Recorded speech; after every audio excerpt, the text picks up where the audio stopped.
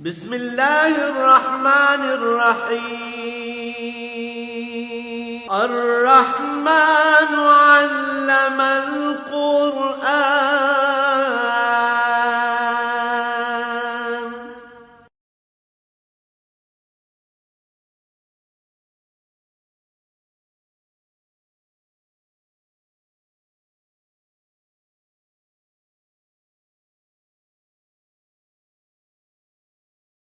الحمد للہ رب العالمین والصلاة والسلام علی حبیبہ محمد وآلہ وصحبہ اجمعین. اعوذ باللہ من الشیطان الرجیم. بسم اللہ الرحمن الرحیم. جعل اللہ الکعبۃ البیت الحرام قیاما للناس والشہر الحرام والہدی والقلائد.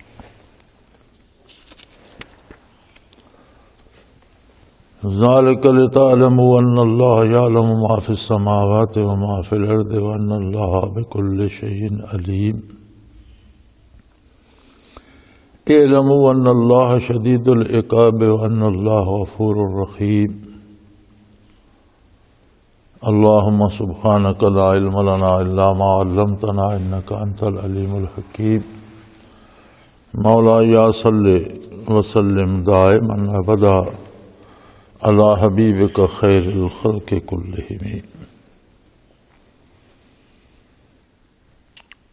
سادہ سا ترجمہ اس کا یہ ہے کہ اللہ تعالی نے کعبہ کو ادب کا مقام اور لوگوں کے قائم رہنے کا سبب قرار دیا ہے.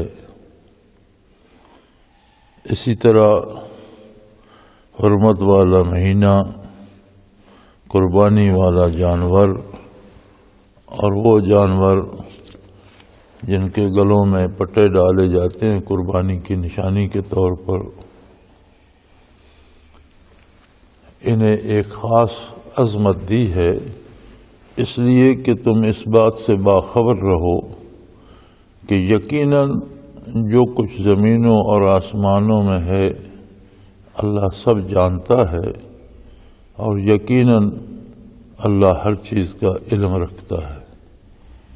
اور اس بات سے بھی باخبر رہو کہ اللہ سخت سزا دینے والا ہے، اور یقیناً اللہ ہی معاف کرنے والا اور رحم کرنے والا ہے.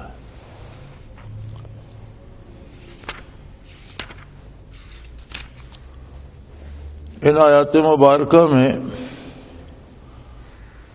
رب جلیل نے بیت اللہ شریف کی ایک عجیب عظمت کا اظہار فرمایا ہے کہ یہ محبت تجلیات الہی محض ایک مکان نہیں بلکہ یہی مکان دنیا کی آبادی کے قیام کا سبب ہے. نبی کریم صلی اللہ علیہ وآلہ وسلم کا ارشاد ہے کہ ایک ٹیڑھی ٹانگوں والا حبشی ہوگا جو حرم شریف پہ قبضہ کر کے بیت اللہ کو گرا دے گا اور حج ختم کر دے گا. تو جب حج ختم ہوگا یہ بیت اللہ شریف گرا دیا جائے گا تو قیامت قائم ہو جائے گی، دنیا آباد نہیں رہ سکے گی. بظاہر تو یہ سادے سے پتھروں کا ایک مکان ہے، لیکن یہ پتھر، یہ مکان اس عظیم مقام کی نشاندہی کے لیے ہیں جو اللہ کی ذاتی تجلیات کا محبت ہے. اور یہ عالم امر سے لے کر عالم امر تک ایک طرف سے دوسری طرف تک اس میں تجلیات باری یہ مرکز ہے. اور یہی وہ جگہ ہے جہاں سے زمین پھیلائی گئی. اللہ کریم نے یہی نقطہ پہلے پیدا فرمایا جس پر بیت اللہ شریف ہے. بیت اللہ شریف کی تعمیر آدم علیہ نبینا علیہ الصلوۃ والسلام نے فرمائی تھی اللہ کے حکم سے، اور آج جو آپ کو حتیم نظر آتا ہے یہ بیت اللہ شریف ہی کا حصہ ہے۔ بیت اللہ کی عمارت مستطیل تھی، مربع نہیں تھی، اور اس میں کونے پہ جو حجر اسود لگا ہوا ہے یہ وہ پتھر ہے جو آدم علیہ السلام کے ساتھ جنت سے آیا، ہر بیت اللہ کے کونے میں نصب کیا گیا۔ اس کی اپنی ایک بہت لمبی تاریخ ہے۔ محققین لکھتے ہیں کہ یہ بڑا شفاف، سفید، چمکدار اور روشن تھا، لوگوں کے مس کرنے سے آہستہ آہستہ سیاہ ہو گیا۔ حدیث شریف میں آتا ہے کہ قیامت کے دن ہر اس شخص کے طواف کی گواہی دے گا جس نے کبھی اس کا طواف اللہ کے لیے خلوص سے کیا ہوگا۔ یہ قائم رہا بیت اللہ شریف پر جب نوح علیہ السلام کے زمانے میں طوفان نوح آیا تو اس میں منہدم ہو گیا، اور یہ پتھر اللہ کے حکم سے جبرائیل امین نے اٹھا کر پہاڑوں میں رکھ دیا۔ یہ پتھر محفوظ رہا، عمارت منہدم ہو گئی، اور اس وقت سے لے کر حضرت ابراہیم علیہ السلام کے زمانے تک یہ عمارت منہدم رہی۔ لیکن عجیب بات یہ ہے کہ عمارت نہیں تھی تب بھی اس کا طواف ہوتا رہا، اور جتنے انبیاء جن کی امتیں عذاب میں گرفتار ہوئیں اور غرق ہوئیں یا تباہ ہوئیں، وہ بھی ہجرت کر کے وہیں تشریف لے جاتے تھے اور لوگ طواف کرتے رہے۔ یہ ایسا مقام بن گیا تھا کہ درمیان میں ایک چھوٹی سی گول سی پہاڑی تھی جس پر بیت اللہ شریف تھا، اور مکہ مکرمہ کے جو 4-5 تقریباً بازار ہیں نالے سے بنتے ہیں، پہاڑ ہیں مختلف، تو سب کا پانی یہاں آتا ہے، آج بھی آتا ہے، اور پھر ایک نالے کی طرف نکل جاتا ہے، باقی سب کا یہاں جمع ہو کر سارا پھر ایک کی طرف نکلتا ہے۔ آج بھی زیر زمین وہی نظام بنا ہوا ہے کہ تمام بازاروں کا پانی بیت اللہ شریف کے نیچے سے ہو کر ایک بازار کے نیچے سے گزر جاتا ہے۔ تو یہ گول سی پہاڑی رہی، انبیاء تشریف لے آتے، صلحاء آتے، جو امتی ان کے بچ جاتے وہ آ جاتے، قیام کرتے، طواف کرتے، بیشتر یہیں اسی پہاڑی کے گرد دفن ہو گئے، اور بعض ایسے بھی تھے کہ جو آئے اور کوئی دفن کرنے والا نہیں پہنچا تو از خود خاک اڑ کر ان کے وجود مبارک پنہاں ہو گئے۔ لیکن اس میں آمد و رفت جاری رہی۔ پھر ابراہیم علیہ السلام کو اور اسماعیل علیہ السلام کو حکم ہوا، ابراہیم علیہ السلام کو حکم ہوا کہ انہیں وہاں چھوڑ آئیں۔ اس وقت بھی عمارت نہیں تھی، نہ یہ چاہے زمزم تھا، جیسا کہ آپ جانتے ہیں مشہور واقعہ ہے کہ مائی صاحبہ کو اور حضرت اسماعیل علیہ السلام کو وہاں چھوڑ کر حضرت ابراہیم واپس ہونے لگے۔ تھوڑا سا زیادہ راہ، کچھ کھجوریں، ایک مشکیزہ پانی کا تھا، تو مائی صاحبہ نے پوچھا کہ آپ ہمیں یہاں چھوڑ کر کہاں جا رہے ہیں؟ کہ واپس جا رہا ہوں۔ ایسا کیوں؟ فرمایا اللہ کا یہی حکم ہے۔ تو انہوں نے فرمایا اگر اللہ کا حکم ہے تو پھر اللہ خود ہماری حفاظت فرمائے گا۔ چنانچہ جب وہ پانی راشن ختم ہوا، حتیٰ کہ پیاس کی وجہ سے دودھ مبارک بھی خشک ہو گیا، اور اسماعیل علیہ السلام شیرخوار بچے تھے، چلا رہے تھے، تو انہوں نے ایک جگہ انہیں لٹا کر یہ دیکھنے کے لیے کہ کہیں پانی کے کوئی آثار ہیں، چونکہ ان صحراؤں میں جہاں پانی نہیں ہوتا تو وہاں یہ آثار تلاش کیے جاتے ہیں کہ کہیں کوئی نخلستان یا درخت نظر آئیں، یا پرندے وغیرہ اڑتے ہوئے نظر آئیں تو اندازہ لگا لیا جاتا ہے کہ وہاں پانی ہوگا۔ تو مائی صاحب حضرت اسماعیل علیہ السلام کو لٹا کر کوہ صفا پہ چڑھیں۔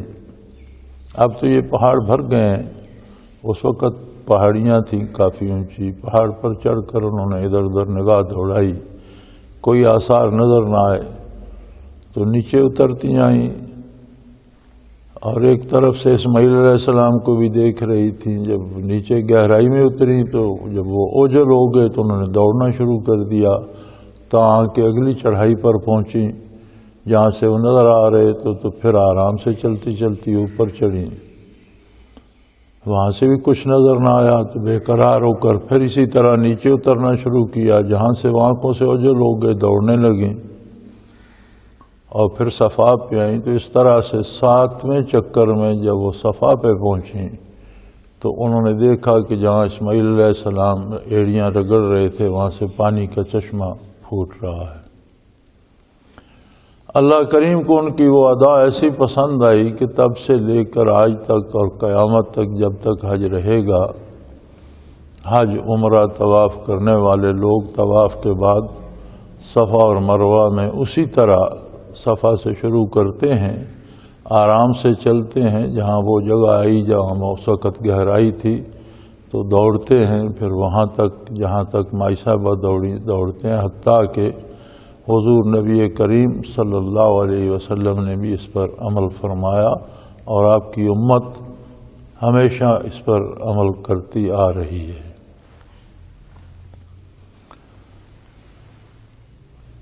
اس پانی کا نام زمزم بھی اسی وجہ سے پڑا کہ مائی صاحبہ نے جب یہ پانی بہت زیادہ ابلا اور بہنے لگا تو انہوں نے ریت اکٹھی کر کے ارد گرد بند سا بنایا اور فرمایا زمزم ٹھہر جا، رک جا۔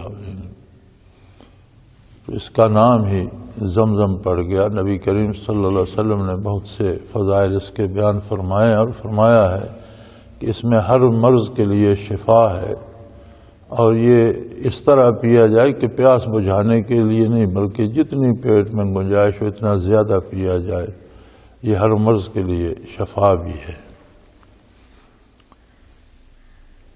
جب اسماعیل علیہ السلام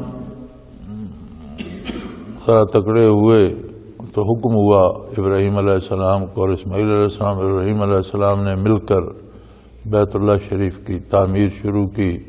جبرائیل امین نے انہی بنیادوں پر نشاندہی کی جو آدم علیہ السلام کے زمانے کی تھیں، اور مقام ابراہیم میں ایک سفید پتھر آج بھی بیت اللہ شریف کے سامنے رکھا ہوا ہے شیشے میں، جس پر ابراہیم علیہ السلام کے نقوش کف پا موجود ہیں۔ وہ پتھر قدرتی طور پر جو دیوار بلند ہوتا جاتا، اسماعیل علیہ السلام پتھر گارا پکڑاتے اور ابراہیم علیہ السلام دیوار بناتے جاتے تھے، تو آپ کے پاؤں اس پتھر میں دھنس گئے۔ وہ آج تک مقام ابراہیم کے نام سے بیت اللہ شریف کے سامنے موجود ہے، اور دونوں قدم مبارک اس میں دھنسے ہوئے نظر آتے ہیں، نشان ہے قدمین مبارک کا بھی۔ تو یوں بیت اللہ شریف کی تعمیر ہوئی، اور یہ مستطیل تھا اور زمین کے برابر تھا، اور اس کے 2 دروازے تھے، ایک دروازہ جہاں آج کل ہے یہاں تھا، اور ایک اس کے سامنے تھا۔ تو جو لوگ طواف کرنے جاتے وہ بیت اللہ کے اندر بھی داخل ہوتے اور دوسری طواف کے بعد اور دوسری طرف سے نکل جاتے تھے۔ وہی عمارت چلتی رہی حتیٰ کہ حضور اکرم صلی اللہ علیہ وسلم کے لڑکپن کے زمانے میں بہت مخدوش ہو گئی، اور اہل مکہ نے اجتماع کیا۔ تھے تو وہ مشرک، لیکن حلال حرام کا انہیں بھی پتہ تھا۔ اس اجتماع میں یہ طے ہوا کہ اسے شہید کر کے نئے سرے سے تعمیر کیا جائے، لیکن شرط یہ ہے کہ جو بھی اس کے لیے رقم دے وہ رقم دے جو وہ سمجھتا ہے کہ حلال ہے، سود کی یا دھوکہ بازی کی یا حرام کی کسی ذریعے سے کمائی ہوئی رقم نہ دے۔ تو جب وہ رقم جمع ہوئی تو وہ اتنی نہیں تھی کہ اس پوری مستطیل عمارت کی تعمیر کے لیے کفایت کرتی ہے۔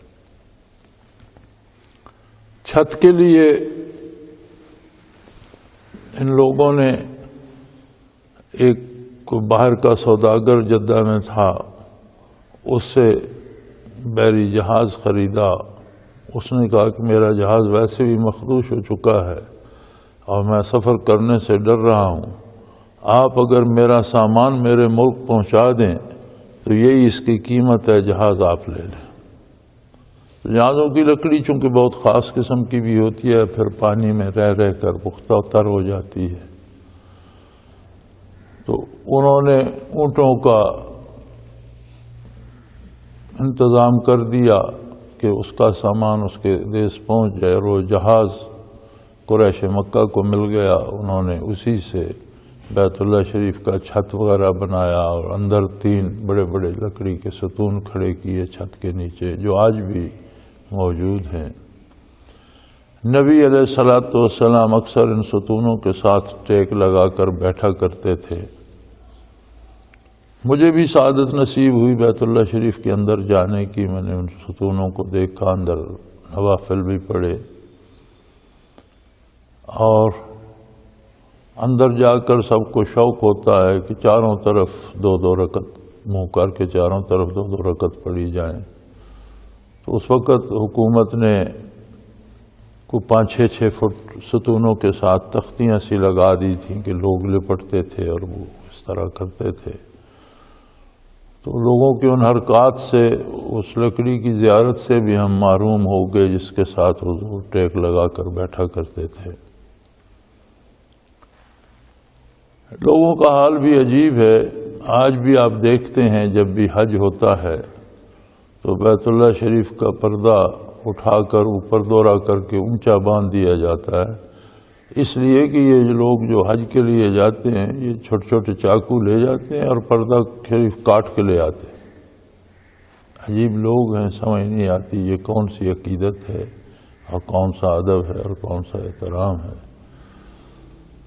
تو اب بھی اگر دیکھا جائے تو حیرت ہوتی ہے کہ بڑے بڑے پتھر ہیں، بہت موٹے بھی ہیں، اور بعض تو 3-3 فٹ لمبے ہیں، کوئی 2 فٹ لمبا ہے، چوڑائی بھی اتنی ہوگی، بڑا وزن ہوگا۔ بڑے طاقتور یا عجیب لوگ تھے۔ اسماعیل علیہ السلام پکڑاتے رہے، ابراہیم علیہ السلام لگاتے رہے، اور یوں بیت اللہ کی تعمیر اس وقت ہوئی۔ پھر قریش نے چونکہ پیسے کم تھے تو اسے مربع کر کے چھت دیا اور باہر حتیم بنا دیا تاکہ حد کعبہ قائم رہے جہاں بیت اللہ شریف تھا۔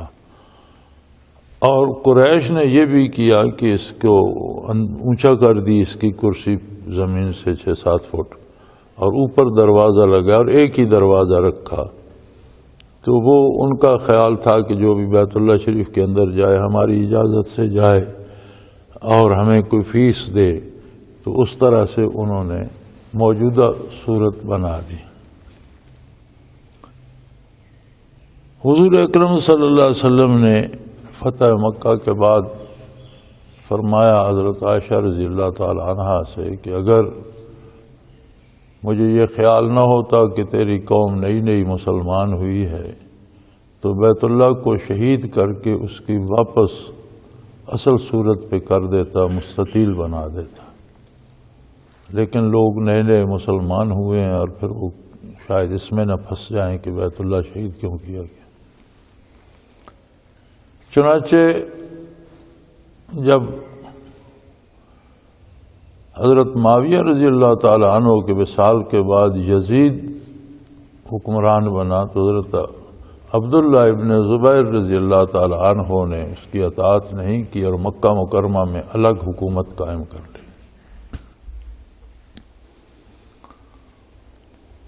ان کی حکومت یزید کے زمانے میں بھی رہی اور اس کے بعد بھی رہی، مروان کے زمانے میں بھی رہی۔ اس کے بعد ولید بن مروان کے زمانے میں حجاج بن یوسف نے مکہ مکرمہ پر حملہ کر کے عبداللہ ابن زبیر رضی اللہ عنہ کو شہید کیا،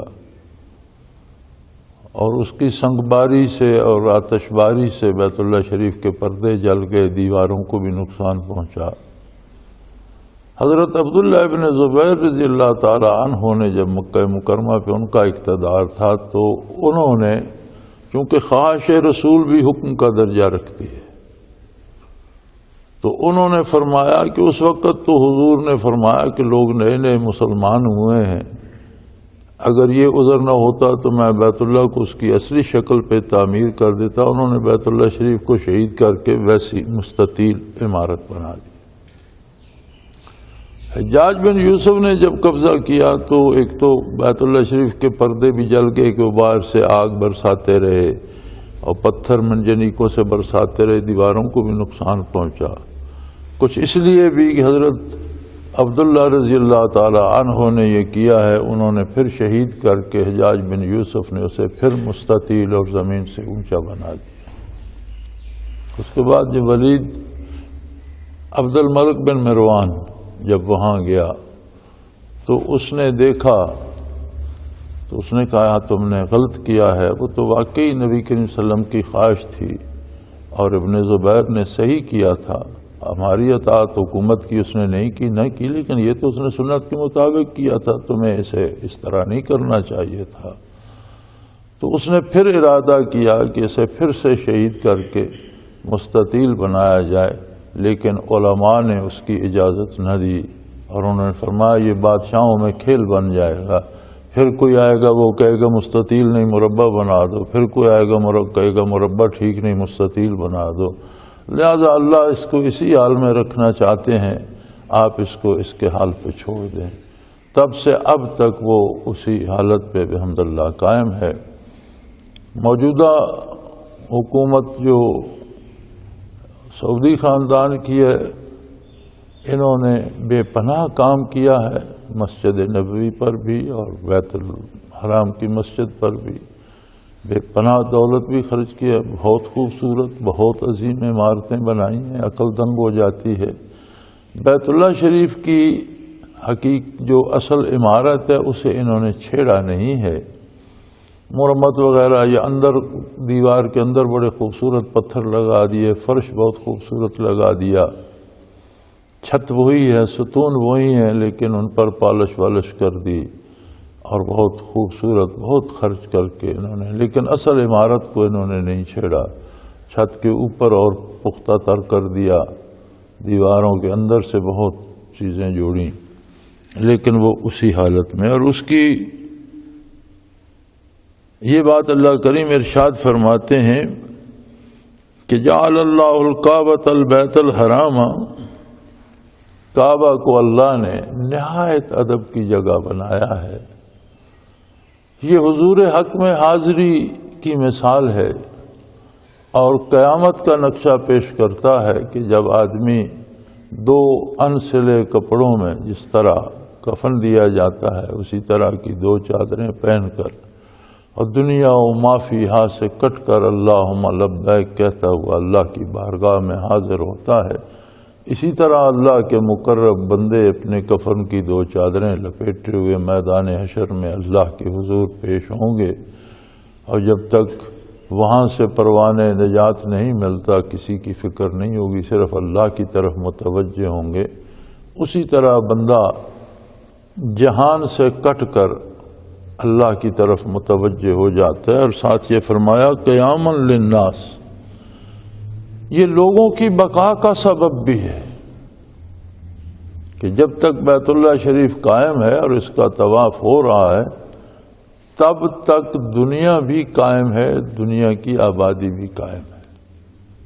چنانچہ ابراہیم علیہ السلام کے بعد گمراہی بھی پھیلی، دین کی جگہ رسومات آ گئیں، حج کی تلبیحات کی جگہ لوگوں نے مشرکانہ کلمات گھڑ لیے، سیٹیاں بجاتے تالیاں بجاتے مختلف حرکتیں کرتے، لیکن طواف بہرحال جاری رہا۔ نبی کریم صلی اللہ علیہ وآلہ وسلم کا ابر رحمت برسا، لوگوں کو ہدایت نصیب ہوئی اور پھر اللہم لبیک کی صدائیں گونجیں، اور یہ تب تک گونجتی رہیں گی جب تک دنیا آباد ہے۔ جب تک یہ صدائیں اٹھتی رہیں گی تب تک دنیا آباد رہے گی۔ اگر یہ طواف اور صدائیں ختم ہو گئیں تو پھر یہ دنیا کے خاتمے کی دلیل ہوگی، دنیا ختم ہوگی۔ فرمایا اللہ نے کعبہ شریف کو ایک تو بہت ادب کی جگہ بنایا ہے کہ بارگاہ حق میں حاضری کا مقام ہے، حضوری کی جگہ ہے، اور دوسرا یہ نوع انسانی کے قیام کا سبب ہے، قیام للناس، دنیا کی آبادی کا سبب ہے۔ اسی طرح یہ مہینہ حرمت والا ہے، اور اسی طرح قربانی کے جانور جنہیں نشانیاں بھی لگا دی جاتی ہیں، یہ سب اسی طرح حرمت والے ہیں۔ اس مہینے میں بھی مہینے کا بھی احترام کیا جائے کہ اس میں اللہ کی نافرمانی سے بچا جائے، جنگ و جدل سے بچا جائے، اور جو جانور اللہ کے نام پر قربان کرنے کے لیے مقرر کر دیے جاتے ہیں ان کو مارنا، چرانا، نقصان پہنچانا وہ بھی اتنا ہی شدید جرم ہے، اور اس سے بھی لوگوں کو اسی طرح بچنا چاہیے۔ یعنی بات کسی جانور یا مکان یا جگہ کی نہیں، بات اس نسبت کی ہے جو انہیں اللہ جل شانہ سے نصیب ہوگی۔ ایک عام جانور ہے، گائے بیل ہے، بکرا ہے، اونٹ ہے، لیکن جب وہ منسوب ہو گیا اللہ کی طرف تو کوئی اسے نقصان نہ پہنچائے، اس کی ایک عظمت ہو گئی کہ وہ اللہ کے نام پہ قربان کیا جائے گا۔ تو اگر ان جانوروں کے لیے ایک عظمت، ایک احترام ہے جو اللہ کی طرف منسوب ہو جاتے ہیں، تو اہل اللہ کے وہ بندے جن کی زندگیاں اللہ میں بسر ہو جاتی ہیں اور لوگوں کو اللہ اور اللہ کے رسول کا پیغام پہنچاتے رہتے ہیں، ان کی اور اہل اللہ کی اہمیت کا اندازہ کر لیں کہ وہ کس قدر ہوگی اللہ کے نزدیک۔ اور فرمایا بظاہر تو یہ ایک عام پتھروں کی عمارت ہے، اور آج عمارتیں دنیا میں بہت قیمتی اور بڑی، آج تو شیشوں سے، بڑی قیمتی شیشوں سے، انبریکیبل بلٹ پروف شیشوں سے عمارتیں بن رہی ہیں۔ ایسے عجیب شیشے ہیں کہ اندر سے باہر سب نظر آتا ہے اور باہر سے اندر کچھ نظر نہیں آتا، ساری عمارت شیشے کی ہوتی ہے۔ پتھر تو پتھر گولی مارنے سے نہیں ٹوٹتی۔ بڑی بڑی قیمتی، بڑی بڑی بلند، بڑی بڑی عظیم عمارتیں بن گئیں، لیکن فرمایا وہ نہ خود ہمیشہ کے لیے ہیں عمارتیں، اور نہ ان کے سبب کسی کو ہمیشگی حاصل ہے، نہ ان کے سبب کسی کو دوام حاصل ہے، نہ وہ خود قائم ہے۔ یہ عمارت جو بیت اللہ شریف کی ہے، یہ قیام للناس، یہ انسانیت کے قیام کا سبب ہے۔ جب تک یہ قائم ہے دنیا قائم ہے، دنیا آباد ہے، لوگ جیتے بستے ہیں۔ یہ ایسی عمارت ہے کہ اگر یہ نہ رہے گی، اس کا طواف نہیں رہے گا تو دنیا قائم نہیں رہے گی۔ پھر اللہ نے اس مہینے کو قربانی کے جانوروں کو بھی ایک خاص عظمت دی ہے کہ ان کا لحاظ کیا جائے، انہیں تکلیف نہ پہنچائی جائے، چرایا نہ جائے۔ اور یہ اس لیے ہے کہ لوگوں کو یہ بات یقیناً معلوم رہے، لِتَعْلَمُوا أَنَّ اللَّهَ يَعْلَمُ مَا فِي السَّمَاوَاتِ وَمَا فِي الْأَرْضِ، کہ اللہ زمینوں آسمانوں کی ہر چھوٹی بڑی بات سے واقفیت رکھتا ہے، آگاہ ہے، خود جانتا ہے کہ کہاں کیا ہو رہا ہے، کون کیا سوچ رہا ہے، کس ارادے سے سوچ رہا ہے، کس نیت سے سوچ رہا ہے۔ ہر چیز اللہ جل شانہ کے سامنے ہے، اور وہ ذاتی طور پر جانتا ہے۔ نبی علیہ الصلوۃ والسلام کا ارشاد عالی ہے کہ جسے حج نصیب ہو جاتا ہے وہ اس طرح گناہوں سے پاک ہو جاتا ہے جیسے آج دنیا میں پیدا ہوا۔ لیکن یہ یاد رہے کہ حج کی کچھ شرائط بھی ہیں۔ سب سے پہلی اور بنیادی بات یہ ہے کہ صاحب نصاب ہو اور حلال رزق ہو اس کے پاس۔ حرام رزق سے اگر حج کرے گا تو قبول نہیں ہوگا۔ واضح ارشاد ہے نبی کریم صلی اللہ علیہ وسلم کا کہ ایک شخص بہت دور سے بیت اللہ شریف میں آئے گا، اس کا لباس، اس کے بالوں کی پریشانی اور اس کے چہرے کی تھکن اس کے دور دراز سے آنے کی اطلاع دے رہی ہوگی، اور بڑے درد سے طواف کرے گا اور پکارے گا اللہم لبیک، اے اللہ میں حاضر ہوں، لیکن اس کی لبیک کا جواب نہیں دیا جائے گا۔ عرض کی گئی رسول اللہ کیوں؟ فرمایا اس کا مال حرام کا ہوگا، حرام کے خرچ سے اللہ کریم قبول نہیں فرمائے۔ اسی طرح خلوص نیت سے اللہ کی رضا کے لیے جائے تو زندگی بدل جاتی ہے۔ گناہ معاف ہونے کا مطلب یہ ہے کہ آئندہ گناہوں سے بچنے کی توفیق نصیب ہو جاتی ہے۔ اور اگر حج کر کے بھی آیا اور اس کی عملی زندگی میں، اس کے عقیدے میں، اس کے کردار میں کوئی فرق نہ ہو، اور وہی بدعات کا اسیر ہو اور وہی رسومات کا اسیر ہو اور دین پر عمل نہ کرے، تو پھر اس نے حج نہیں کیا، سیر سپاٹا کر کے آ گیا۔ حضور اکرم صلی اللہ تعالیٰ علیہ وآلہ وسلم کے زمانے میں بھی حدیث شریف میں وارد ہے کہ حجۃ الوداع میں کم و بیش 1,40,000 تو صحابہ کرام وہاں جمع تھے، 1.5 لاکھ آدمی تو تب بھی تھا، اور سب نے رمی جمار کیا اور شیطان کو کنکریاں ماری، تو 1.5 لاکھ آدمی بھی 3 دن ہر بندہ 7 کنکریاں مارتا رہے تو پہاڑ بن جاتا ہے۔ لیکن مفسرین کرام لکھتے ہیں کہ رات کو فرشتے وہ کنکریاں اٹھا لیتے تھے، صبح جگہ صاف ہوتی تھی، کوئی کنکر نہیں ملتا تھا۔ میں نے یہ روایت اسرار التنزیل میں لکھ دی۔ ہمارے ایک مولانا ہوتے تھے، ان کا وصال ہو گیا، اللہ ان پر اپنی رحمتیں فرمائے۔ ہنگو میں ان کا مدرسہ تھا، بڑے اچھے عالم بھی تھے، بہت نیک بھی تھے، صالح آدمی تھے، بڑے خوش مذاق بھی تھے۔ تو انہوں نے اسرار التنزیل میں یہ واقعہ پڑھا تو مجھے خط لکھا کہ آپ نے تو لکھ دیا فرشتے کنکریاں لے جاتے ہیں، لیکن میں تو وہاں حج پہ گیا ہوا تھا تو رات کو دیکھا کہ سعودیہ کے جو ٹرک ہیں وہ کنکریاں بھر رہے ہیں۔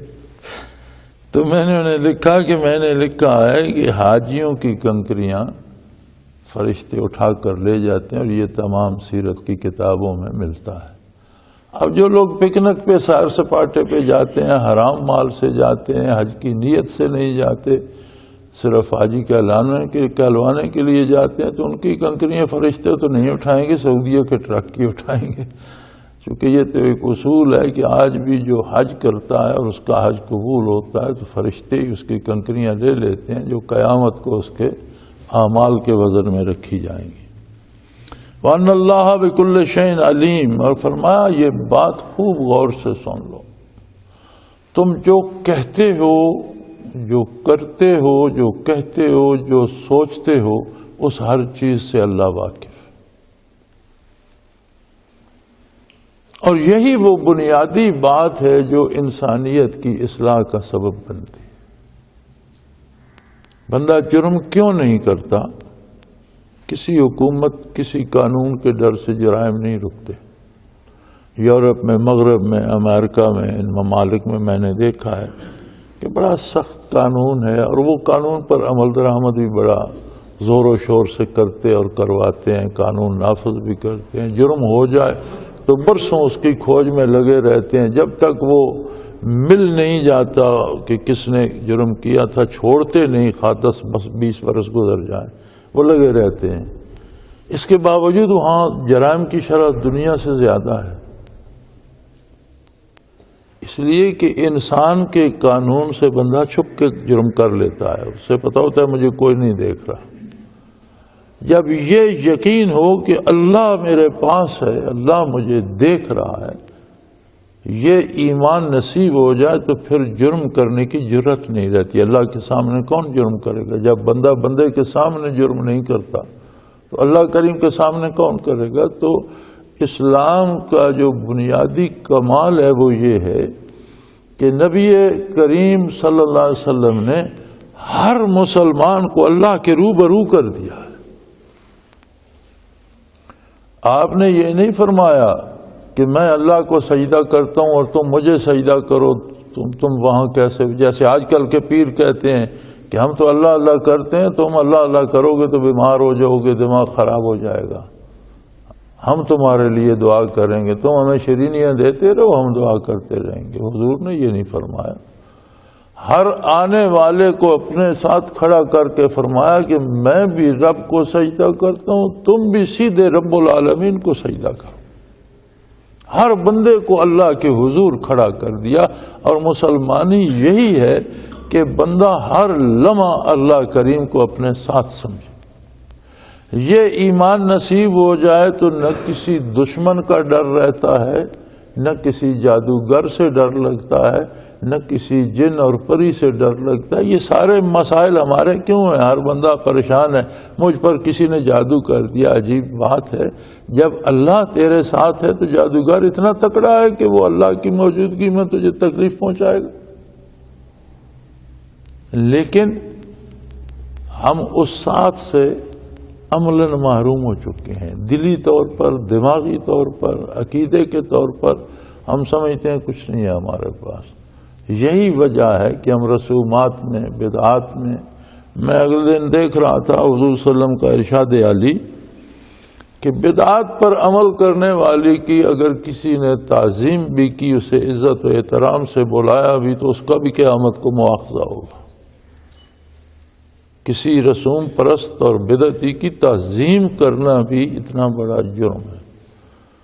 اور آج ہم رسومات میں فرائض چھوٹ جاتے ہیں.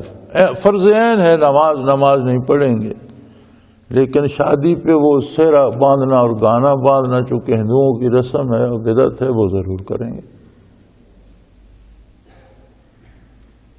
بندہ مر جائے، جنازے کی نماز کس کو آتی ہے؟ جب عجیب تماشا حیرت ہوتی ہے کہ جب مخلوق صفیں باندھ چکتی ہے تو مولانا نیت بتاتے ہیں. اب یاد ہو جائے گی ان کو نیت، جن کو گھر سے ہی نہیں آتی.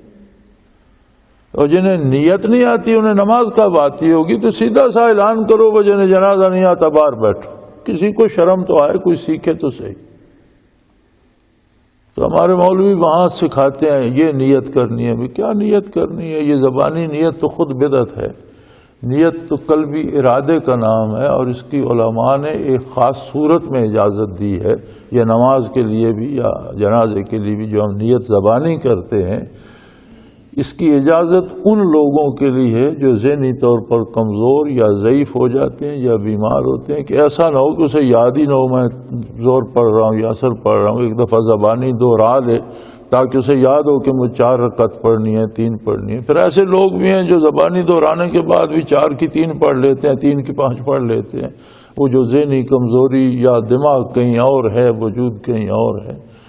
ورنہ تو نیت قلبی ارادے کا نام ہے، جو دل سے آپ ارادہ کرتے. اگر یہ نماز کا حصہ ہوتی تو نماز تو آپ عربی میں پڑھتے ہیں، سورۃ فاتحہ بھی اور قرآن کریم بھی اور تکبیر بھی. تو نیت پنجابی میں کرتا ہے، سندھی میں کرتا ہے، انگریزی میں کرتا ہے، پٹھان پشتو میں کرتا ہے. پھر نیت نماز کا حصہ ہوتی تو یہ بھی عربی میں ہوتی. تو اس طرح کے جو رواجات ہیں وہ پکے ہو گئے ہیں، اور دین کے جو ارکان ہیں وہ چھوٹ گئے ہیں. تو اس زمرے میں فرمایا اعلموا، یہ بات جان رکھو، اچھی طرح سے جان لو، ان اللہ شدید العقاب، کہ اللہ کی سزائیں بہت سخت ہیں.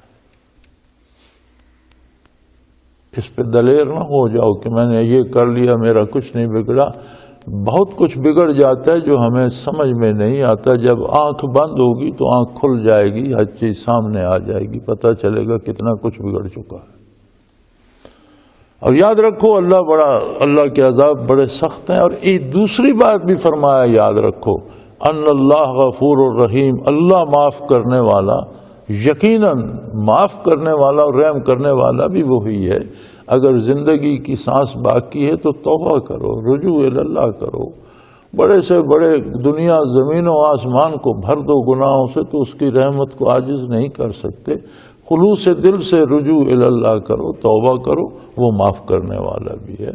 لیکن زندگی میں یہ عالم ختم ہونے سے پہلے توبہ کر لو، اللہ کریم معاف کرنے والے بھی ہیں. وآخر دعوانا ان الحمدللہ رب العالمین. اللہ اللہ اللہ اللہ اللہ اللہ اللہ اللہ.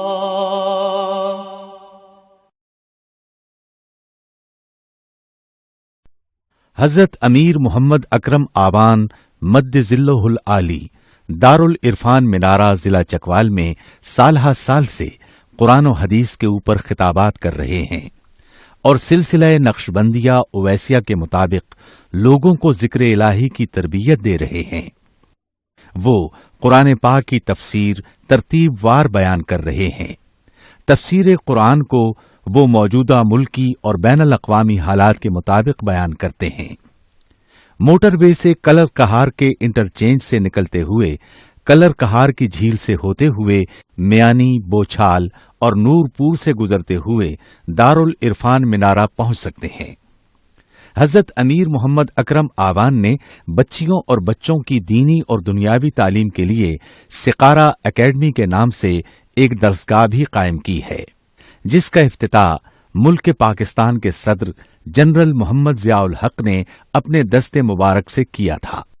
وہ تمام احباب جو اسلام کی طلب رکھتے ہیں ان سے گزارش ہے کہ دارالعرفان منارہ ضلع چکوال میں امیر محمد اکرم آبان صاحب کے خطابات سے مستفید ہوں. وہ ہر جمعے کو نماز سے پہلے بیان فرماتے ہیں. ہر ماہ کی پہلی اتوار کو ماہانہ اجتماع ہوتا ہے جس میں آپ خصوصی خطاب فرماتے ہیں اور پاکستان کے چاروں صوبوں سے احباب اس اجتماع میں شرکت کرتے ہیں. اس کے علاوہ یہاں سال میں 2 مرکزی اجتماعات بھی ہوتے ہیں. ایک رمضان المبارک میں اعتکاف کا اجتماع اور دوسرا جولائی اور اگست میں 40 دن کا اجتماع ہوتا ہے جس میں روحانی تربیت کی جاتی ہے. اپنا خون سیماب دے کر اتنا ہم کر جائیں گے، نام آقا کا چمن میں پھر رقم کر جائیں گے.